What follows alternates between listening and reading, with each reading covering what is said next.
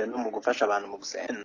Nongeye kubona umunezero wo kuba mu nzu y'Imana, nongera kubona ibihe byo gusabana n'Imana n'abantu. Bibiliya itubwira neza ngo guterana kwera no guhura kw'abantu byongera ubusabane hagati y'abantu n'Imana. Ku rundi ruhande ariko abari muri korali zaririmbye bo ngo batashye bumva batamerewe neza kubera kuririmba bambaye udupfukamunwa. Ijwi ryo rirasohoka nta kibazo. Ikibazo gihari nuko gusa ubu forusanya naryo risohora rizamura. Urananirwa kuko force ijwi urizamura nyine ku mazuru no ku kanwa hapfutse biragorana. Umva hari ikibazo cyo kubura umwuka. Hari n'abibaza niba kuririmbira mu gapfukamunwa bitatera indwara. Iyo umuntu arimba akoresheje umwuka nabwo ijwi ribasha gusohoka. Mu gapfukamunwa rero iyo umuntu aririmba wa mwuka urasohoka ariko ugasa naho wongeye ugasubira mu bihaha, niko navuga. Nk'umuririmbyi nkeka ko bishobora gutera umuntu ikibazo cyane cyane mu myanya y'ubuhumekero mu gihe abikoze igihe kirekire, kandi turabizi ko misa cyangwa iteraniro ryo ku cyumweru rikunze kutajya munsi y'isaha.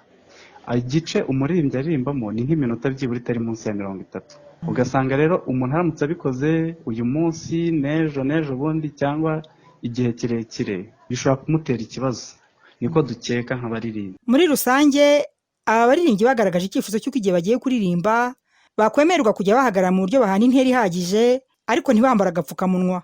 Wenda bashyiramo metero zindi zikiyongera ariko uririmba byibura akamanura.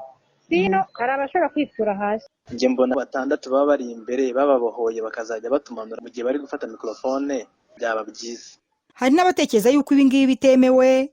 Abahagarariye amadini n'amatorero bakwemera mu mwanya wa korali hakanyuzwaho indirimbo zafashwe amajwi. Turi mu bihe bidasanzwe, nibaza ko na za kiliziya n'amatorero abayobozi bazo bashobora gutekereza uburyo bajya bashyira indangururamajwi mu kiliziya, noneho ahakeneye kuririmbwa hakaba bashyiramo indirimbo runaka ijyanye n'icyo gice. Mu by'ukuri igitambo cya misa nticyabura kuba, ariko na bwa buzima bwiza bw'umuririmbyi bwakomeza kuba. Cyangwa se nanone ngo hakaba hashyirwaho umuntu umuririmbira ahitaruye atambaye agapfukamunwa akaririmba indirimbo zizwi na benshi, hanyuma abandi nabo bakamukurikira. Nk'ubu iyo tureba ku mateleviziyo usanga umunyamakuru uri kuvuga amakuru n'urugero nta gapfukamunwa aba yambaye kuko aba ari bumara umwanya munini ari kuvuga, kandi wenda nta bantu bari hafi aho iruhande rwe bari kumwe atari mu ruhame.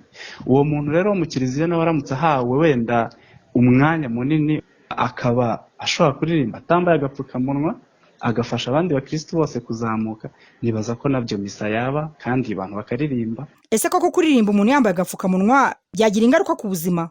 Dr. Augustin Sendegeya, umuganga w'impuguke mu bijyanye n'indwara zo mu mazuru, mu kanwa no mu muhogo, akaba n'umuyobozi w'ibitaro bya kaminuza by'i Butare, avuga ko ntakwiye kugira impungenge zo kuririmbira mu gapfukamunwa kuko nta ngaruka bigira ku buzima. Iyo wambaye agapfukamunwa cyane cyane ku bantu batatumenyereye wumva yuko guhumeka bikugora, ariko ubushakashatsi bwarakozwe.